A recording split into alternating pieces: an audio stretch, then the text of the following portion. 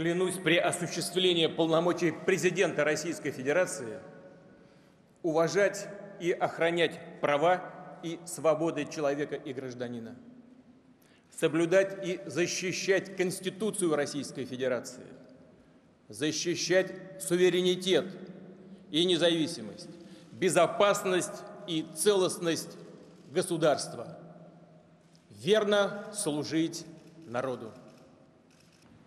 Заверяю вас, целью моей жизни, работы будет, как и прежде, служение людям. За более чем тысячелетнюю историю Россия не раз сталкивалась с эпохами смут и испытаний. И всегда возрождалась, как птица Феникс.